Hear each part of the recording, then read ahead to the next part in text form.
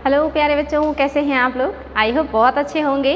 और आप लोगों का जो क्लास है वो आप लोगों को बहुत अच्छा लग रहा होगा, क्योंकि हम लोग मेडिवल हिस्ट्री शुरू कर चुके हैं और ये काफ़ी छोटा हिस्ट्री है और इसमें इतने ज़्यादा तथ्य नहीं है जितना कि मॉडर्न और मेडिवल में है, एंशिएंट में है। इसलिए ये पढ़ना थोड़ा आसान लगेगा आप लोगों को और जैसे जैसे आगे बढ़ते जाएंगे और भी इंटरेस्टिंग होता जाएगा। और आज आप जान रहे हैं हम लोग गुलाम वंश पढ़ रहे थे और गुलाम वंश में जो आज पढ़ने वाले हैं उनको हम पढ़ेंगे कुतुबुद्दीन ऐबक को। और कुतुबुद्दीन ऐबक जो है इन्हें गुलाम वंश का संस्थापक माना जाता है या मामलुक वंश का संस्थापक माना जाता है। लेकिन वास्तविक संस्थापक जब पूछे तो आप वहाँ पे इल्तुतमिश को बताएंगे, यानी कि ये संस्थापक हैं लेकिन वास्तविक संस्थापक इल्तुतमिश होंगे। और ये जो कुतुबुद्दीन ऐबक हैं आप जानते हैं जो मोहम्मद गौरी हैं उनके दासों में सबसे प्रिय दास हैं, या कहिए सबसे ज़्यादा जो करीब हैं गौरी के वो हैं कुतुबुद्दीन ऐबक। खास करके जो भारतीय साम्राज्य है कुतुबुद्दीन ऐबक का, जो भारत में उन्होंने विजिट किया है क्षेत्र, उन क्षेत्रों का जो अधिकारी है या जो निरीक्षक है या जो कहिए कि कंट्रोलर है वो कुतुबुद्दीन ऐबक हैं। जब तक गौरी जिंदा थे तब तक ये सारे क्षेत्र जो भारत में थे उस पर कुतुबुद्दीन ऐबक का ही नियंत्रण था। हालांकि वो उनके प्रतिनिधि के रूप में या उनके सेनापति के रूप में कार्य कर रहे थे। लेकिन जब भी गौरी भारत से गजनी को लौटते थे या गजनी अपने पुराने साम्राज्य में जाते थे तो यहाँ का जो भी क्षेत्र होता था उसका संरक्षण, उसका नियंत्रण और साम्राज्य विस्तार का जो काम है वो कुतुबुद्दीन ऐबक जारी रखते थे और उन्होंने बखूबी इस चीज़ को हमेशा जारी भी रखा। बहुत ही छोटे से शासनकाल में, यानी कि मुश्किल से 4 साल का शासनकाल था इनका, और उतने शासनकाल में ही इन्होंने उत्तर भारत के बहुत सारे क्षेत्रों को जीता और जो गौरी है उनके साम्राज्य का विस्तार भी किया। इसके पहले कि वो अपने साम्राज्य को दृढ़ता से स्थापित कर पाते या कुछ और भी बेहतर कार्य कर पाते, अचानक से उनका घोड़े से पोलो खेलते वक्त गिरने से अंदरूनी चोट लगी जिसकी वजह से मृत्यु हो गई।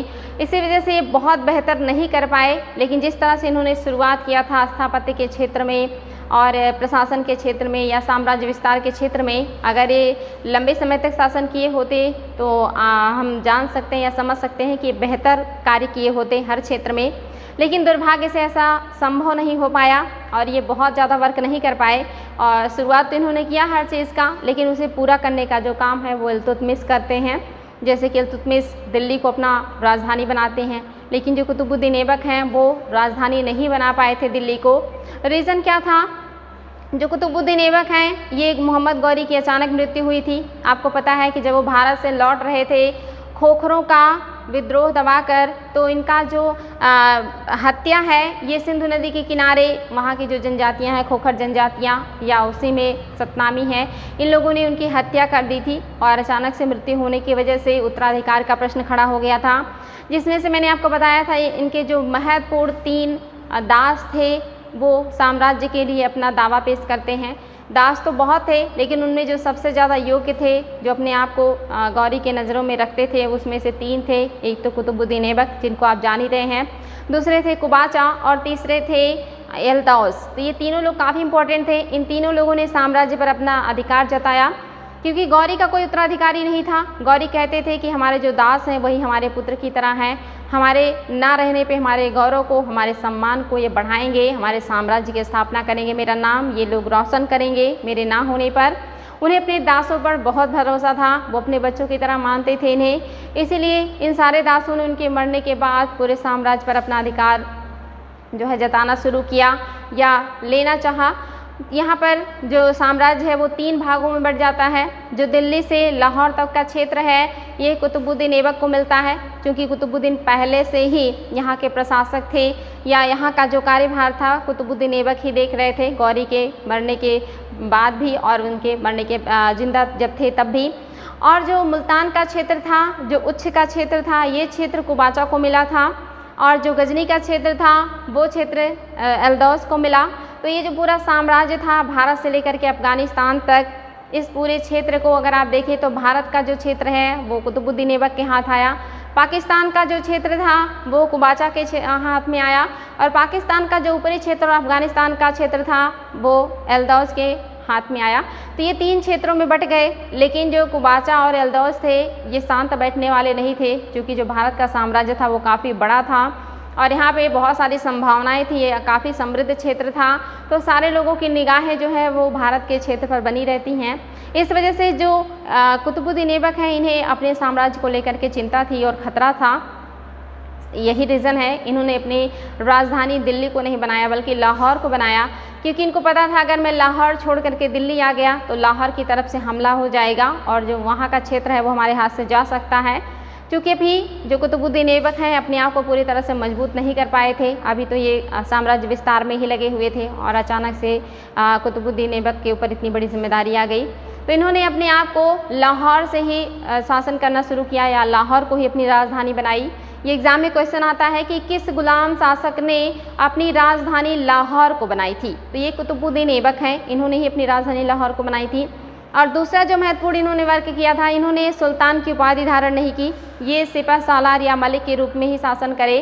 और ऐसा इन्होंने क्यों किया, क्योंकि इन्हें पता था कि जो गौरी है इनका तो बेटा नहीं है, लेकिन इनका भतीजा जो बड़े भाई का लड़का है वो भी जिंदा है, और अगर ये अपने आप को शासक बनाएंगे तो उन्हें बुरा लगेगा, क्योंकि ये उनके जो है कहीं ना कहीं ख़ानदान के अंदर में एक दास हैं। तो इसीलिए इन्होंने अपने आप को सुल्तान घोषित नहीं किया बल्कि एक सिपह सालार के रूप में शासन करते रहे।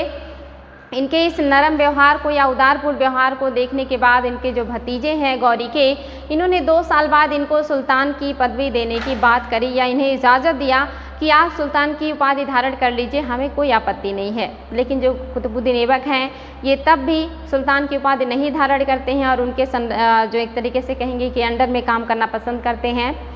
ये सारी चीज़ें चली रही थी, वो साम्राज्य विस्तार जारी रखते हैं, जिन क्षेत्रों को गौरी नहीं जीत पाए थे उसे भी जीत करके दिल्ली सल्तनत में मिलाते हैं।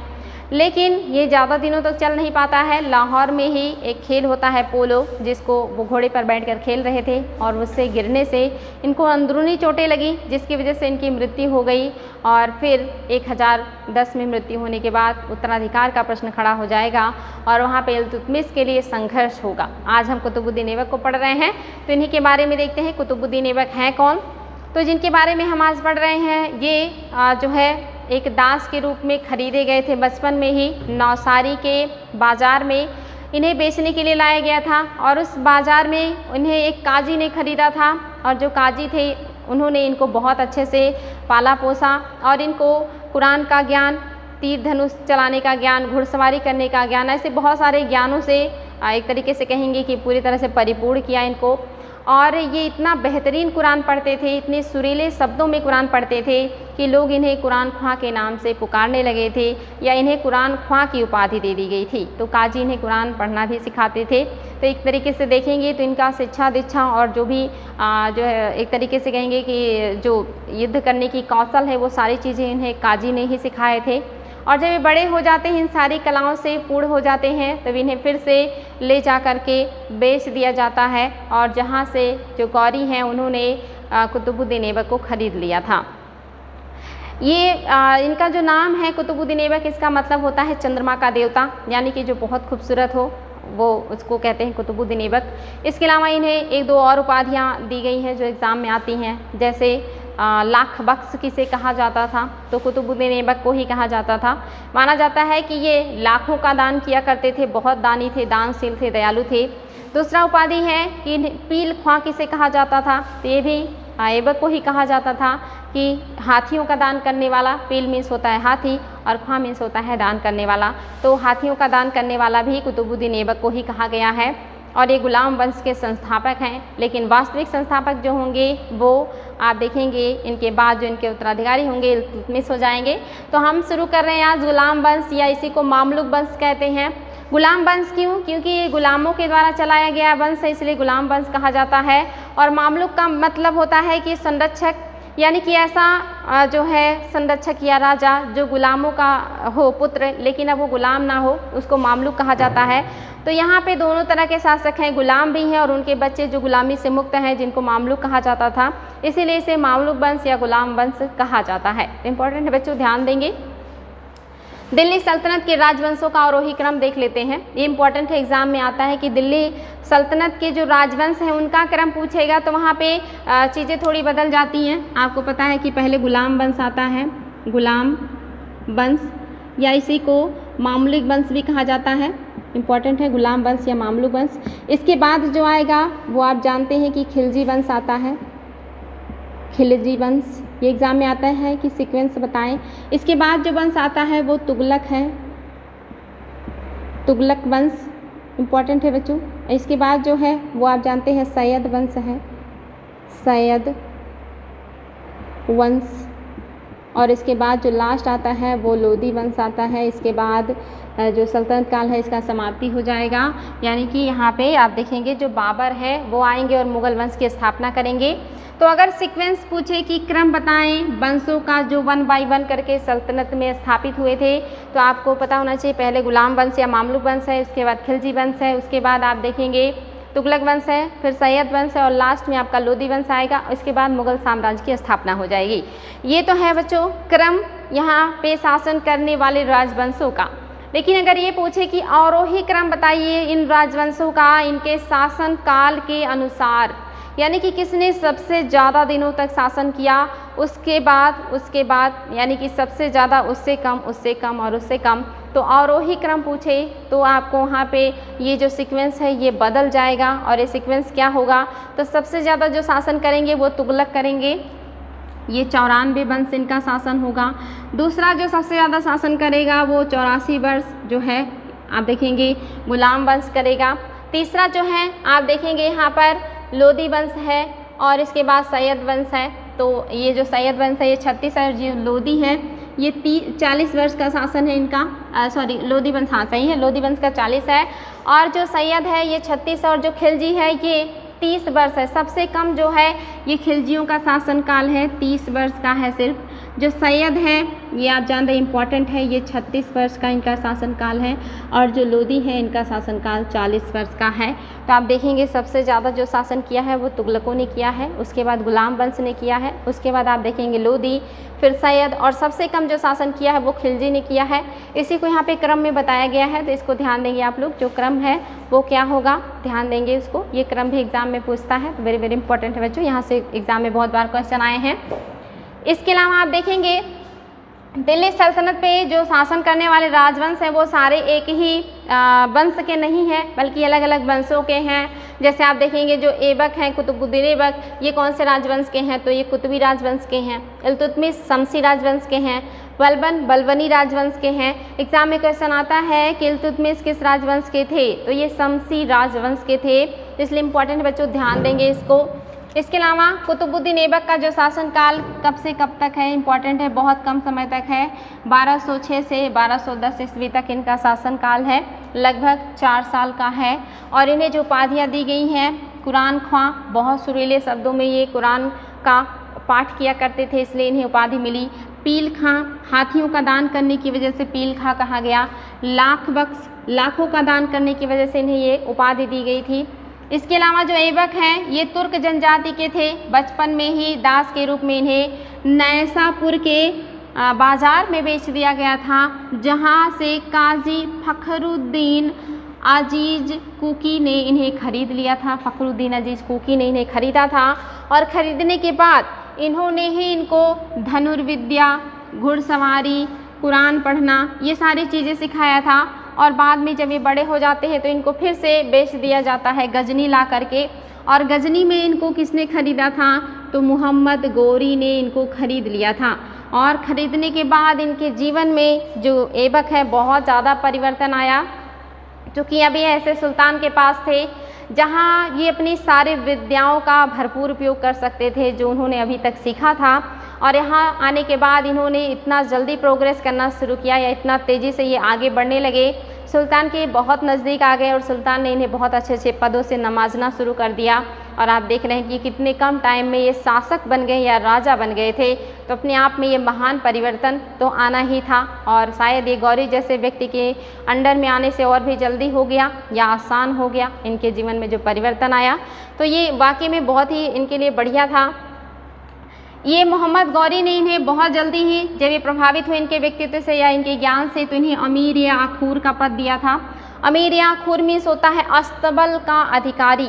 आप जानते हैं जो घोड़े होते हैं वो अस्तबल में रखे जाते हैं और उन सारे घोड़ों का जो मालिक होगा या उनकी देख रेख और हर चीज़ का जो ध्यान रखने वाला होगा उसी को ये अधिकारी कहा जाता है। और उसका जो अधिकारी है वो कुतुबुद्दीन ऐबक को बनाया गया अमीर अखूर, इम्पॉर्टेंट है ये। आगे है, इन्होंने और भी क्या किया है, पद दिया और भारत के क्षेत्रों का प्रशासन इन्हीं के पास था।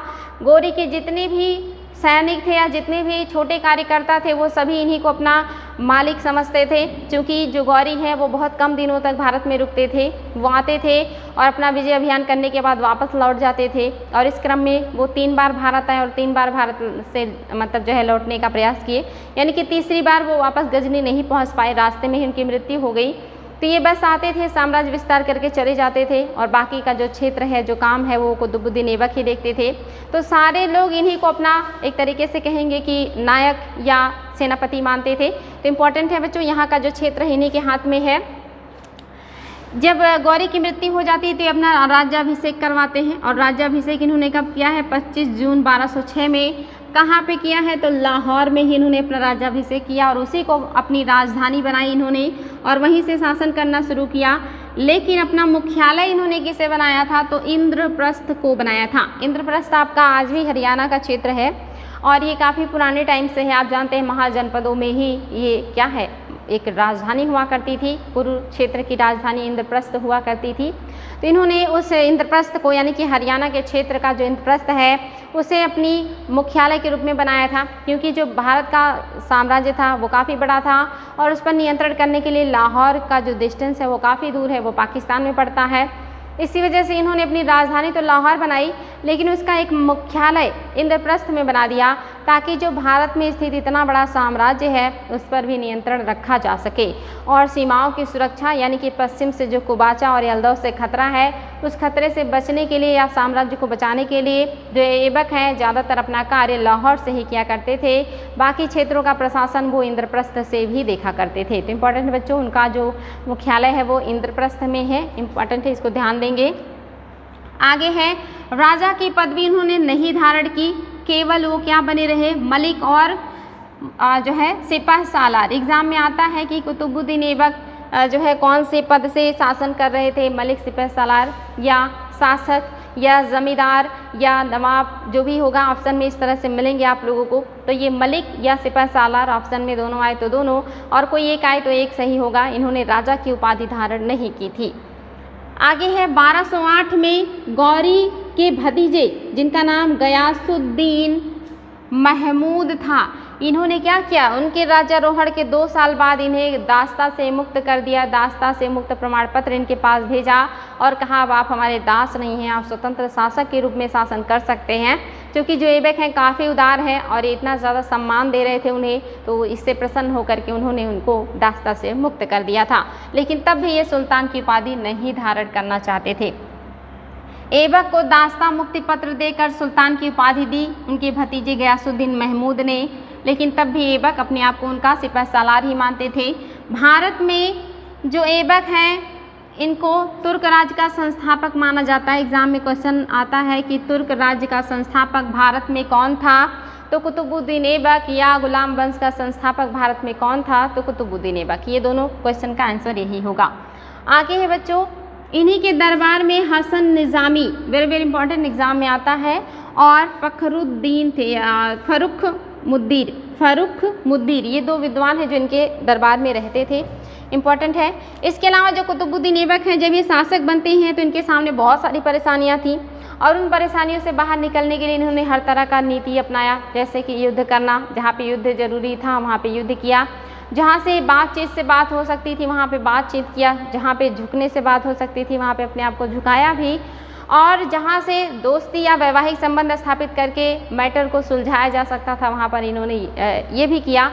और इसी का आप देखेंगे एक जो कदम है इन्होंने उठाया है वैवाहिक संबंधों का, और इन्होंने पहला जो विवाह किया है ये अपना खुद का विवाह किया है, और ये जो इन्होंने विवाह किया ये ताजुद्दीन एल्दौज, जो इनके सबसे बड़े एक तरीके से कहिए शत्रु थे या कंपटीटर थे। एल्दौज जो कि गौरी के गुलाम हैं और ये शासक हैं गजनी के, या वहाँ का कार्यभार देख रहे हैं। इन्हीं की पुत्री से इन्होंने अपना खुद का विवाह किया था। तो ये इम्पॉर्टेंट है कि जो ऐबक है इन्होंने अपना विवाह एल्दौज की पुत्री से किया और उन्हें अपनी तरफ मिलाने का प्रयास किया, या उनके साथ जो कटुतापूर्ण संबंध चल रहे थे वो मित्रतापूर्ण जो है हो गए यहाँ से। आगे है अपनी बहन, ऐबक ने अपनी बहन का विवाह किससे किया है, तो नसरुद्दीन कुबाचा, जो इसके बाद एक और दास है कुबाचा जो मुल्तान और उच्च के क्षेत्र में शासन कर रहे थे गौरी के मरने के बाद, वो भी इनको टक्कर दे रहे थे। तो उनसे मैटर को सुलझाने के इन्होंने अपनी बहन का जो विवाह है कुबाचा से कर दिया और उनसे बात करी कि अब हम रिश्तेदार हैं तो आपस में लड़ने से कोई फ़ायदा नहीं है, हम साम्राज्य विस्तार करेंगे और एक दूसरे की मदद करेंगे। तो इनको भी काफ़ी हद तक इन्होंने अपनी तरफ मिला लिया। तीसरा जो काम किया, इन्होंने अपनी पुत्री का विवाह इल्तुतमिश से कर दिया, जो उस समय इनके कुतुबुद्दीन ऐबक के गुलामों में सबसे योग्य थे, सबसे ज़्यादा बेहतर जिनका छवि था या चरित्र था, या जो सबसे ज़्यादा करीब थे ऐबक के, उनको इन्होंने अपना दामाद बना लिया था, जो कि इनके दास थे इल्तुतमिश। तो ये भी इम्पोर्टेंट बच्चों, ये 3 वैवाहिक संबंध इन्होंने स्थापित किए थे, जो काफ़ी इम्पोर्टेंट है, जो काफ़ी मददगार सिद्ध हुए कुतुबुद्दीन ऐबक को रास्ते को आसान करने के लिए। तो इतनी सारी चीज़ें हैं। आगे है नालंदा विश्वविद्यालय को नष्ट करने वाला ऐबक का जो सहायक सेनापति है बख्तियार खिलजी ये था, यानी कि जो बख्तियार खिलजी था ऐबक का सहायक सेनापति था और ये गौरी का भी सरदार था, यानी कि गौरी के अंदर में एक सरदार था, गौरी भी इनको कंट्रोल करते थे और उनके बाद ये ऐबक के अधीन आ गए थे और इन्होंने ही नालंदा विश्वविद्यालय और विक्रमशिला विश्वविद्यालय को नष्ट किया था। तो आपको पता है उस समय हमारे यहाँ लगभग 4 विश्वविद्यालय हुआ करते थे। पहला जो तक्षशिला विश्वविद्यालय था, जो विश्व का प्रथम विश्वविद्यालय था मौर्य काल से संबंधित। दूसरा जो था वो नालंदा विश्वविद्यालय था, विश्व प्रसिद्ध सबसे बड़ा विश्वविद्यालय। तीसरा जो था विक्रमशिला विश्वविद्यालय था, जो पाल शासक आपने देखा था बनाया था, उसको पाल शासक ने उसे बनाया था। इंपॉर्टेंट है, इसको ध्यान देंगे। और इसके अलावा एक और भी वल्लभी विश्वविद्यालय था जो कि गुजरात में था, इसके बारे में भी मैंने आप लोगों को बताया था। तो ये इस समय हमारे पास लगभग 4 विश्वविद्यालय थे। इसके अलावा एक कांची विश्वविद्यालय भी था जो तमिलनाडु के क्षेत्र में था। तो उसमें से आप देख रहे हैं 2 विश्वविद्यालय को इन्होंने तोड़ दिया, नालंदा और विक्रमशिला विश्वविद्यालय को। और धर्मपाल ने जो बनाया है वो विक्रमशिला विश्वविद्यालय है और नालंदा विश्वविद्यालय को बनाने वाले जो है कुमार गुप्त प्रथम हैं। ये सारी चीज़ें याद रखिएगा। आगे है कुतुबुद्दीन ऐबक, ये गुलाम वंश के संस्थापक तो हैं, लेकिन इसके अलावा आप देखेंगे जो कुतुबुद्दीन ऐबक है इनके बाद जो जब इनकी मृत्यु होगी तो आराम शाह आएंगे और आराम शाह के बाद जो शासक बनेंगे वो इल्तुतमिश होंगे और यही वास्तविक संस्थापक होंगे, वास्तविक संस्थापक होंगे गुलाम वंश के या दिल्ली सल्तनत के। इम्पॉर्टेंट है बच्चों। अब इनका हम देख रहे हैं कालक्रम कि कितने गुलाम वंश में शासक हुए हैं। तो आप देखेंगे ऐबक के बाद आराम शाह आएंगे, आराम शाह के बाद इल्तुतमिश आएंगे, इल्तुतमिश के बाद रुकनुद्दीन फिरोज आएंगे, जबकि इल्तुतमिश चाहेंगे कि रजिया बने लेकिन ये नहीं हो पाता है। रुकनुद्दीन फिरोज के बाद रजिया सुल्तान का जो है शासन आता है और ये काफ़ी बेहतरीन वर्क कर रही थी, लेकिन ज़्यादा दिनों तक इनका शासन नहीं चलता है। इसके बाद जो शासक आते हैं मुइजुद्दीन बहराम शाह आते हैं और इन्हीं के शासनकाल में नायब ममलिकात का पद सृजित होता है, जो कि महत्वपूर्ण है, एग्जाम में बहुत बार आया है। इसके बाद नसरुद्दीन महमूद का शासनकाल आता है। ये काफ़ी लंबे समय तक शासन करते हैं, लेकिन इनके ऊपर बलबन का पूरा प्रभुत्व रहता है या प्रभाव रहता है, या सारा जो काम है वो बलबन ही देख रहे थे और ये नाम मात्र के शासक थे नसरुद्दीन महमूद।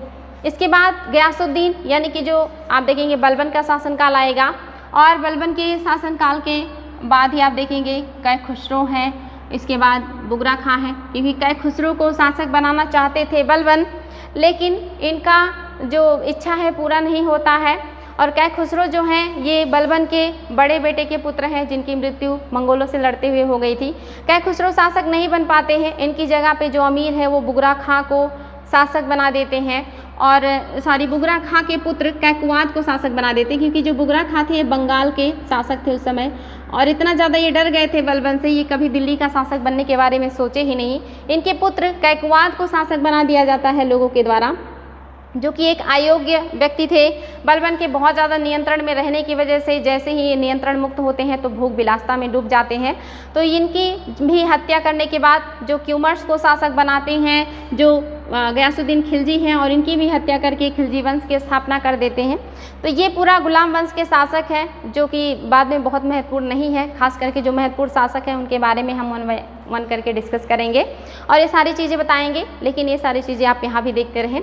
आगे हैं कुतुबुद्दीन ऐबक के कुछ अभियान हैं। उन्होंने 1197 में गुजरात का विजय किया था। वेरी वेरी इंपॉर्टेंट है। ये गुजरात विजय करना बहुत मुश्किल था, क्योंकि ये जो भीमद्वितीय हैं बहुत ही प्रतापी राजा थे। इन्होंने कुतुबुद्दीन ऐबक के जो मालिक थे यानी कि मोहम्मद गौरी को भी हराया था, और इन्होंने पृथ्वीराज तृतीय, जिनको राय पिथौरा कहा जाता है, उनको भी हराया था। ये दोनों लोग गुजरात विजय नहीं कर पाए थे, लेकिन जो कुतुबुद्दीन ऐबक है इन्होंने इनको पराजित करके गुजरात को अपने साम्राज्य में मिला लिया था। 1203 में चंदेल विजय किया इन्होंने, और उस समय के वहाँ के राजा परमार देव थे, उनको पराजित किया। चंदेल आप जानते हैं कि ये खजुराहों का क्षेत्र, मध्य प्रदेश का जो क्षेत्र है ये आता है, और ये राजपूत राजवंश से इनको हराने के बाद इस साम्राज्य को भी ऐबक ने अपने दिल्ली सल्तनत में मिला लिया था। यानी कि मध्य प्रदेश का बहुत सारा क्षेत्र दिल्ली सल्तनत में कुतुबुद्दीन ऐबक ने ही मिला लिया था। इसके अलावा इन्होंने कालिंजर विजय भी किया था। कालिंजर आप जानते हैं यूपी और बुंदेलखंड के आसपास का क्षेत्र है, काफ़ी महत्वपूर्ण क्षेत्र है। ये कालिंजर आप देखेंगे मध्यकाल में भी बहुत महत्वपूर्ण होगा। इसी का विजय करते हुए शेरशाह सूरी की मृत्यु भी हो जाएगी, तो ये कालिंजर काफ़ी इंपॉर्टेंट है। इसका विजय कुतुबुद्दीन ऐबक ने किया था। इसके अलावा आसपास के जितने भी क्षेत्र थे उन सारे क्षेत्रों को कुतुबुद्दीन ऐबक ने जीत करके अपने साम्राज्य में मिला लिया था। इसके अलावा देखेंगे इनकी मृत्यु जो है वो लाहौर में हुई थी, चौगान खेलते हुए, जिसको पोलो भी कहा जाता है। घोड़े से गिरने से इनको बहुत ज़्यादा अंदरूनी चोट लगी थी, जिसकी वजह से इनकी मृत्यु हुई। और इनका जो मकबरा है वो लाहौर में बना हुआ है। वेरी वेरी इंपॉर्टेंट, बच्चों पूछ सकता है कि इनका मकबरा कहाँ है। लाहौर में है। इन्होंने कुछ स्थापत्य का निर्माण भी जो है किया था, जिसकी वजह से इतिहास में प्रसिद्ध हैं। हालांकि कुतुब मीनार जैसा जो इमारत है पूरा नहीं कर पाए थे, लेकिन शुरुआत इन्होंने ही किया था। इसलिए हमें पढ़ना होता है कि शुरुआत किसने किया था, तो कुतुबुद्दीन ऐबक ने। पूरा किसने कराया, तो इल्तुतमिश ने। इसकी मरम्मत किसने कराई, तो फिरोज तुगलक ने। आगे चल के अंग्रेजों ने भी कराया है। यहाँ पे आप देखेंगे जो पहला इनका स्थापत्य है ये दिल्ली में है, और एक कुतुब मीनार है जो कि एक मीनार है, और ये आप जानते हैं कि 5 तल्ले का है। और इन्होंने ये किसके सम्मान में बनाया है, ये एग्जाम में क्वेश्चन आता है। तो ये ख्वाजा कुतुबुद्दीन बख्तियार काकी के सम्मान में इन्होंने बनाया। तो ये व्यक्ति जो है ख्वाजा कुतुबुद्दीन बख्तियार काकी, जो कि एक सूफी संत हैं, इन्हीं के सम्मान में ये बनाया गया है, और ये दिल्ली में है, और ये लाल बलुआ पत्थर से निर्मित है। और ये आज भी मीनार जो है आप देखेंगे कि दिल्ली में है। तो इम्पॉर्टेंट है, ये इन्होंने ही शुरू किया था, हालांकि ये पूरा नहीं कर पाए थे। दूसरा जो है भारत की प्रथम मस्जिद, वेरी वेरी इंपॉर्टेंट है बच्चों, एग्जाम में आता है कि भारत की प्रथम मस्जिद कौन सी थी, तो ये कुब्बत उल इस्लाम मस्जिद थी। इंपॉर्टेंट है बच्चों। इनका जो भी है एक कुतुब मीनार भी है, और ये क्या है कुतुबुद्दीन बख्तियार काकी के उस पर है। दूसरा कुब्बत उल इस्लाम मस्जिद है। इनके नाम से ही मिलता जुलता है, तो आसान है। ये भारत की प्रथम मस्जिद है, और इन्होंने कहाँ बनाया है, तो जो पृथ्वीराज थर्ड है या जो पृथ्वीराज पिथौरा हैं, जिनको पिथौरा के नाम से जाना जाता है, इन्होंने राय पिथौरा, या कहिए कि इन्होंने यहाँ पे एक किला बनवाया था राय पिथौरा में, जो कि दिल्ली में ही पड़ता है। काफ़ी मजबूत किला था। इसी को तोड़ करके इसी के स्थान पर बनाया गया है कुतुब मीनार। तो वेरी वेरी इंपॉर्टेंट है, ये प्रस्तावित किया गया ये, या एक चीज़ तोड़ करके फिर उस पर बनाया गया है। तीसरा जो है 2.5 दिन का झोपड़ा या 2.5 दिन का झोपड़ा है, ये अजमेर में है, और ये माना जाता है कि ये अजमेर में एक संस्कृत विश्वविद्यालय था, उसे तोड़कर बनाया गया। कहीं कहीं उल्लेख मिलता है कि वहाँ पे जैन बौद्ध मठ थे, उनको तोड़ करके बनाया गया है। तो यहाँ पे कुछ था जिसको तोड़ करके बनाया गया है, और माना जाता है कि ये 2.5 दिनों में बना, इसीलिए इसको 2.5 दिन का झोपड़ा कहते हैं। और कहीं कहीं इस बात का उल्लेख मिलता है कि नहीं, वहाँ पे 2.5 दिन का उर्स, जो कि एक त्यौहार है, इस्लाम धर्म के लोग मनाते हैं इसको। इस त्यौहार की वजह से, यानी कि वो 2.5 दिन का चलता है, इसीलिए इसको 2.5 दिन का झोपड़ा कहा जाता है। ये झोपड़ा नहीं है बल्कि एक मस्जिद है, और इसका नाम जो है वो ऐसा क्यों पड़ा है, तो इसके पीछे 2 तर्क दिए जाते हैं। तो ये थे कुछ महत्वपूर्ण चीज़ें जो आपने एबक के बारे में जाना, जहाँ से एग्ज़ाम में क्वेश्चन बनते हैं, और जितने भी एबक से क्वेश्चन बनते हैं वो सारे पॉइंट्स मैंने आप लोगों के सामने रखे हैं, उसको आप डिस्कस करें दूसरों से भी, और बार बार रिवीजन करें, पढ़ाई करें, अच्छे से नोट करें, और आई होप आप लोगों को प्रॉब्लम नहीं होगा। तो बच्चों आज के लिए इतना ही, फिर मिलते हैं। Thank you.